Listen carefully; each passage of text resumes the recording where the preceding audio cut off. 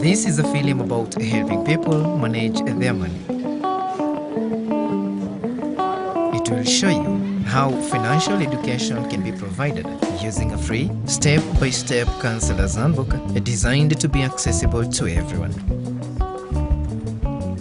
With an estimated 150 million new consumers entering the financial services market each year, there has never been a more important time to promote financial education. This handbook includes straightforward, impartial information on topics such as budgeting, saving, and debt management. Thousands of consumers in East Africa have already benefited from the financial counseling it can provide. Michael has been responsible for implementing one of the project's pilot schemes in Kenya, and as he has discovered, you don't have to be a financial expert to use the handbook. The best thing about the Financial Education Handbook is that it's so simple. It's very easy to understand, very easy to follow. If you want to use it out in the field, for example, for financial education clinics, all you have to do is just to read through it, make copies of the relevant pages, and you're ready to go. Building on what they already know, the handbook explains how to empower consumers through a framework of practical exercises and worksheets that bring the topics to life and ensure they are relevant to people's daily lives. The handbook has been developed by financial experts for Consumers International and is part of a wider effort to improve financial literacy. Sharon is one of the handbook's authors. This handbook actually addresses bigger part of the problem by relaying information to the consumers.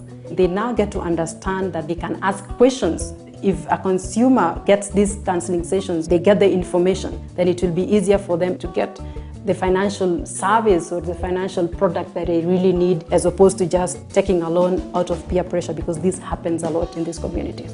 Michael and his colleagues Celine and Millicent have been some of the first people to use the handbook with consumers in Nairobi, Kenya. This book is literally for everyone.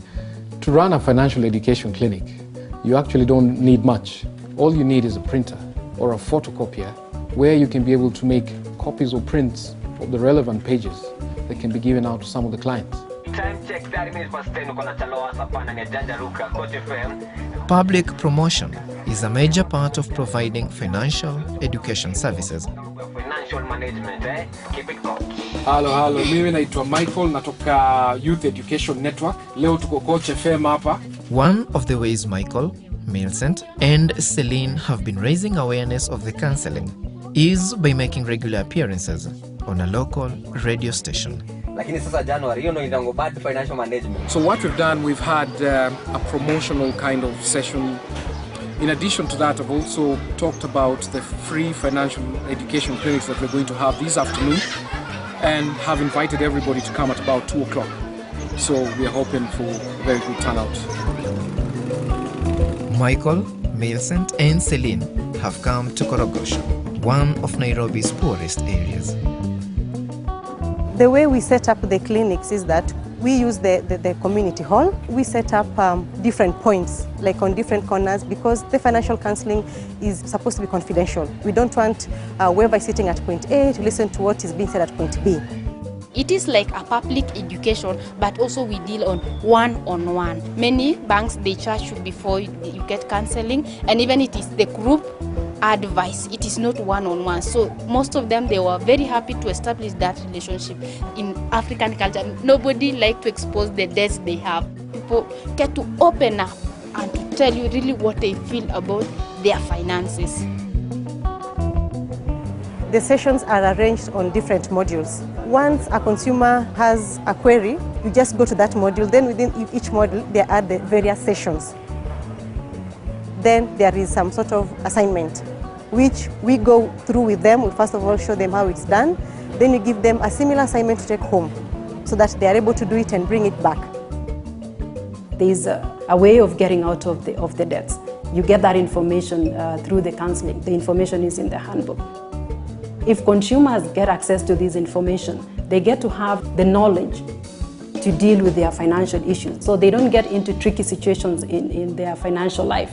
A lot of people are benefiting, are finding these things very valuable, because some of the people that came back again had already opened up bank accounts and are now even thinking about getting loans in January come next year. So that's something that is really a sign of an impact of what we're doing in Korogocho and in this project. We are tackling the core problem of the consumer. When they decide on what to buy and what not to buy, when they decide on how to invest their money, how to save their money, and it starts with the money, because the spending power is actually the way the consumers can make choices. It's the way that consumers can vote. It's the way that consumers can influence policies and influence changes. So unless you tell them and you empower them on how to use their money and to use it wisely and to make money decisions, then we will not be able to get the kind of changes that we want.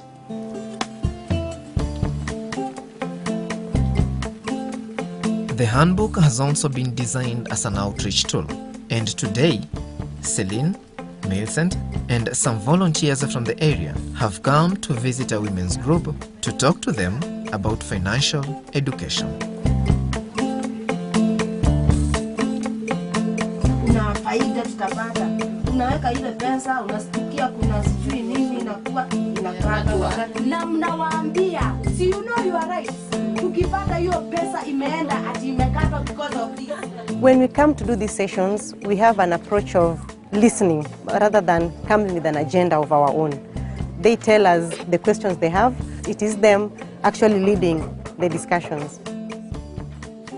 It is important to come to the community with the financial education, because when they are here, we come to them, they are more comfortable. They are able to open up and they talk in their own zone. Hii mafunzo imenifundisha ya kwanza, naweza kabla nichukue loan niko na haki na sina uoga.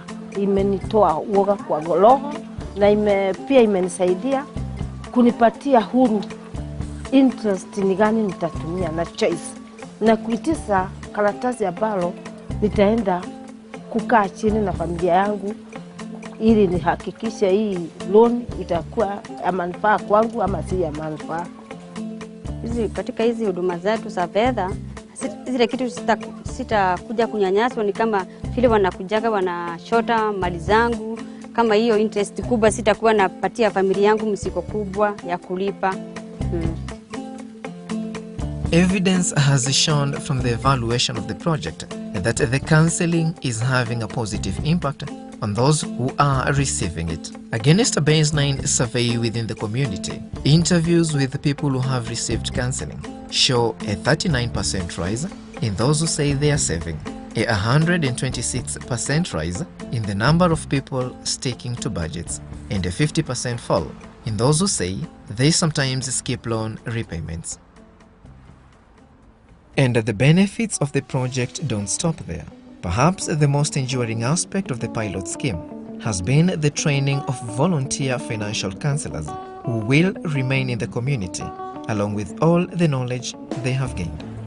You know, when we started this project, I never had the skill to talk to people, the courage, but when the CIN came, we started offering people counseling with financial education. So I have helped many people to overcome their financial problem.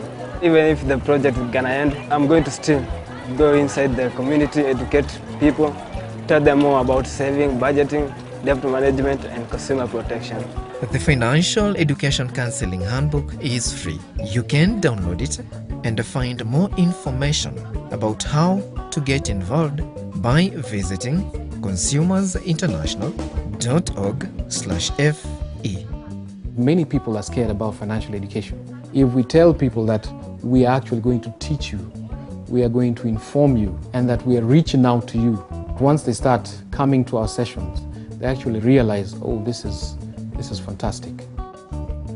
Even though they are low-income earners, they've been able to see that they also matter, and with whatever money they have rights and they have responsibilities, and it feels good when you actually can give somebody advice that they can go back and actually put it to practice and come back and say that this actually worked out for me. this project, it is having a positive impact to them. It is really satisfying when people come and appreciate and say this is really a gift, a wonderful gift for us.